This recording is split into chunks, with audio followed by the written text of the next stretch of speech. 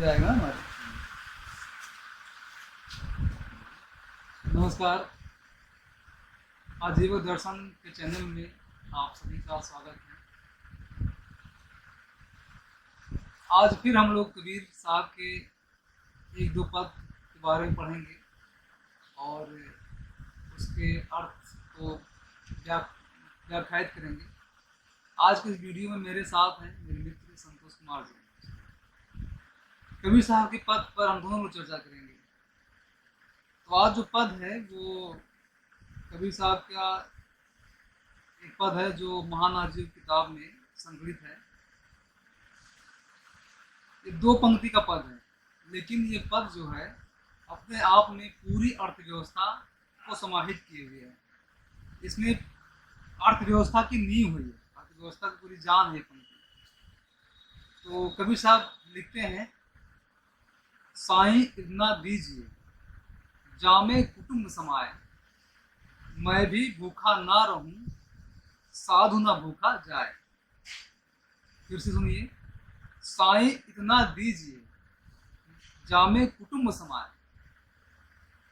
कबीर साहब कह रहे हैं, कबीर साहब अपने ईश्वर को मानते थे जो महापुरुष होता है, जो कौम के आंदोलन को लेके चलता है। कबीर साहब धार्मिक आंदोलन लेके चल रहे थे, तो कबीर साहब बिना ईश्वर के नहीं हो सकते। उनका भी उनके दर्शन में उनका भी अपना ईश्वर था। कोशिश कहते हैं कि साईं यानी उनका ईश्वर, जिनको हरि कहते हैं, राम कहते हैं, कि मुझे इतना ही संपत्ति दीजिए या इतना ही अन्न दीजिए जिसमें मेरा पेट भर जाए और मेरा कुटुंब जो है यानी खानदान, मेरा परिवार, उसको मैं खिला सकूँ, उसको मैं पालन पोषण कर सकूँ, और मेरे द्वार पे जो मेहमान आ जाए उसको भी मैं खिला सकूँ। इसका दूसरा अर्थ क्या है? इसका ये भी एक अर्थ है कि किसी भी व्यक्ति के पास उसकी आवश्यकता के से अधिक संपत्ति नहीं होनी चाहिए। आज आप देख सकते हैं हमारे देश में क्या, हर सभी देशों में, खासकर अभी अपने देश के बारे में बात करेंगे, आय की कितनी असमानता है। मात्र 10% लोगों के पास इस देश की 90% संपत्ति है। प्राकृतिक जो रिसोर्स हैं वो 10% और जो 90% जनता है जिसमें आजीवक है बहुसंख्यक, उनके पास मात्र 10% संपत्ति है।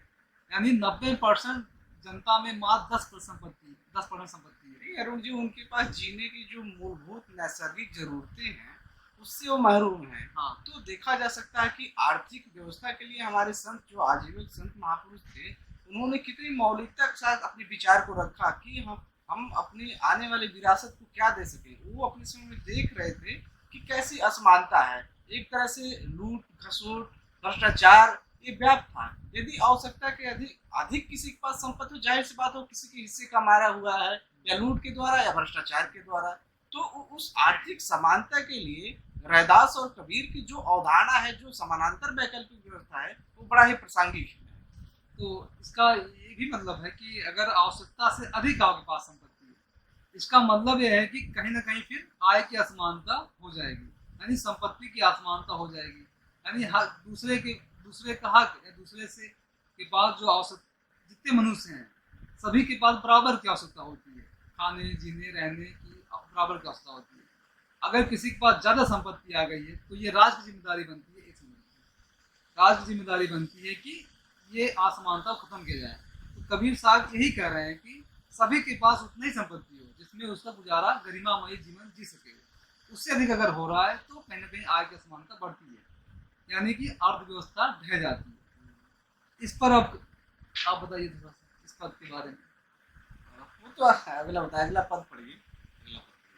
तो अच्छा, अब इसका तीसरा अर्थ आप समझिए। कबीर साहब ये भी नहीं कह रहे हैं कि आदमी भिखारी बना रहे।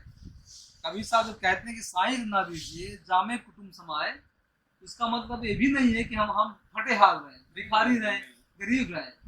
कबीर साहब गरीबी को भी अब साफ मानते हैं। एक जगह लिखते हैं, जैसे एक अगला पद एक है,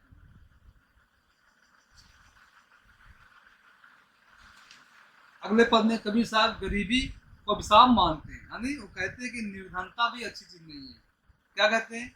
निर्धन आदर कोई न दे, लाख जतन करे ओहु चित न धरे। जो निर्धन सरधन के जाई, सरधन माने जो अमीर है यानी धनवान है, आगे बैठा पीठ फिराई, यानी उस निर्धन से वो सरधन भी पीठ फिरा लेता है।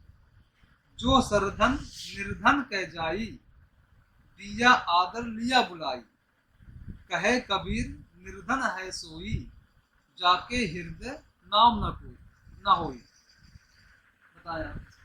तो कबीर दास यहाँ निर्धनता को बिल्कुल अभिशाप समझते हैं, जैसे पराधीनता यानी गुलामी को सदगुरु रैदास पाप समझते हैं। तो हम देखते हैं कि आप समाज में देख लीजिए कि यदि कोई गरीब है, फटेहाल है, तो उसको कोई इज्जत नहीं देता, लेकिन वहीं किसी के पास खाने जीने की पर्याप्त सुविधा है तो वह आस पड़ोस में उसकी मान प्रतिष्ठा होती है। इसलिए वो कहते हैं कि निर्धन को आदर नहीं कोई दे रहा है। वह फिर कहते हैं कि देखिए निर्धन के आगे कोई मुखातिब नहीं हो सकता, पीठ फेर लेते हैं लोग। तो इसकी जो समाज व्यवस्था की बात है, जो आर्थिक असमानता की बात है, वह अपनी मध्यकाल में देख रहे थे कि हमारे लोगों के साथ समाज में कैसा व्यवहार किया जा रहा है। समाज यह अर्थ से जुड़ी हुई चीजें बहुत जरूरी है। आज भी हम देख रहे हैं कि 70 साल होने के आज़ादी मिलने के बावजूद भी हमारे कितने परसेंट दलित और आदिवासी लोग सरधन हो चुके हैं, कबीर की भाषा में यानी साधन संपन्न हो चुके हैं। आज हम देखते हैं कि समूह ग रैंक की नौकरियां करने वाले भी अपने परिवार का भरण पोषण बड़ी ही ईमानदारी से अगर कर रहे हैं तो बड़ी ही मुश्किल से कर पा रहे हैं। तो जो प्राकृतिक संसाधन है वह आज भी कुछ ही लोगों के हाथों में है, 10% लोगों के हाथों में है, और वह फटेहाल जिंदगी जीने के लिए अभिशप्त है। तो अर्थ की असमानता कहीं न कहीं दलित और पिछड़ों को पिछड़े को नहीं कहा जा सकता, क्योंकि अर्थ उनके पास कुछ न कुछ है। आदिवासी और दलितों के पास अर्थ की समस्या बहुत विकराल है। आर्थिक समस्या और आर्थिक उत्थान के लिए भारतीय संविधान में उस तरह से कोई ठोस ढांचागत नीतियां नहीं बनाई गई हैं। हालांकि बाबा साहब अर्थशास्त्री थे, उन्होंने अर्थ की समस्या को समझा था। वो पूरे संपूर्ण भारतीय आर्थिक समस्या पे अपनी दृष्टि डालते हैं, किंतु जिस समाज से वह बिलोंग करते थे, दलित और पिछड़ों आदिवासियों से, तो उसके उत्थान के लिए भी उन्होंने कोई ठोस कदम नहीं उठाया।